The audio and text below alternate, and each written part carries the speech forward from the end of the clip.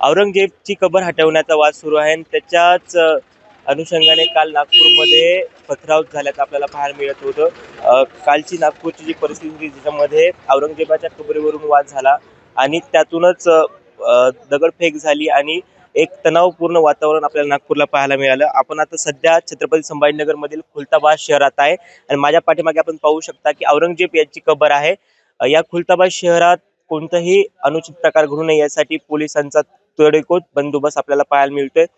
पोलिसांमार्फत तिथे बॅरिकेड सुद्धा लावण्यात आले आहे। एकच व्यक्ती मध्ये जाऊ शकेल आणि एकच व्यक्ती बाहेर येऊ शकेल अशा प्रकारे हे बॅरिकेड्स लावले आहेत, जेणेकरून जरी मोठ्या प्रमाणात लोक आले तरी त्यांना मध्ये जाण्यात अडचण यावी यासाठी पोलिसांनी हा बंदोबस्त केला आहे।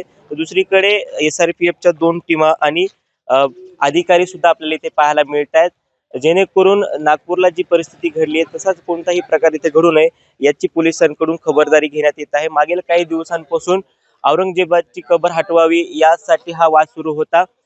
छावा सिनेमा प्रदर्शित झाला आणि त्यामध्ये औरंगजेबाकडून जे काही संभाजी महाराजांना मारण्याचं कृत्य दाखवण्यात आलं होतं, त्यामुळे किंवा महाराष्ट्रातील विविध भागात शिवप्रेमी होते त्यांच्या भावना दुखावल्या गेल्या आणि त्यांच्याकडून एक औरंगजेबाच्या विरोधात एक आवाज उठवला गेला आणि त्याच नंतर जे समाजवादी पार्टीचे नेते आहेत अबू आझमी त्यांनी सुद्धा औरंगजेब यांचं स्तुती केल्यानंतर विविध नेत्यांनी त्यांच्या विरोधात आवाज उठवला आणि त्यानंतरच औरंगजेबाची कबर हटवावी याचा जोर लागला।